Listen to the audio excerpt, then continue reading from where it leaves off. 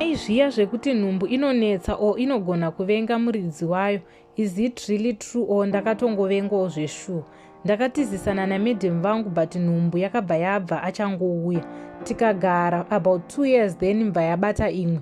Mai vave kushusha havo ivavo. Kutuma chete ndinonzwa but vozoti kuda zvinhu zvisingawanike.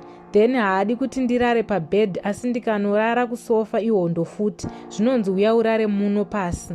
Mvura yekunwa ukamuigira anoita 5 minutes akatarisa mukapu. Hanzi ndiri kuita sendinoona tunhu turimo.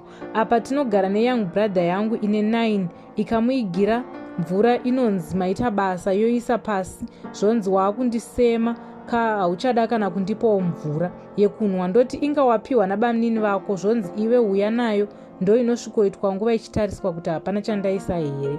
Sadza anoda nemadora everyday asi isu chero tikada kudya neumwe usavi hupi anoti hunonhuhwa even mukaka chaiwo. It's our first pregnancy excluding yekubva iye. I've heard kuti nhumbu dzinonetsa but I'm finding it hard to believe kuti inhumbu chete. Zviri kuita kunge pamwe ndine zvandakatadza zvandakuripira. Enjoy kupuruzira udumbu but haandidi padhuze pake. Ndaiuya akotsira but akapepuka chete. Anochema kusvika kuyedze kuti wanga uchida kundiita sei. Takaguma kusangana iine about 3 weeks and now we are 4 months. I feel the stress and fatigue too kunge ndakatoitakurawo. Taigara nemunin'a wake ari form 4 but when she started these pregnancy dramas akabva amurongedzesa zvikanzi mboenda kumba hauna order. So I was worried kuti brother yangu yoende because my parents are both late and ndindega ndiri muzimu pafamily yedu.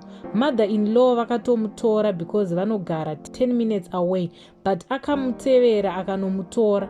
It turns out haanetsi bamnini and vanotowirirana zvekuswera vachiseka asi ini ndichingoya chete. She goes into ICU. It's not like ndaisa muspoiler all day. Ndaingoya nemari yakaperera kumba toronga but she's making the most out of this pregnancy. She's really going to town about it.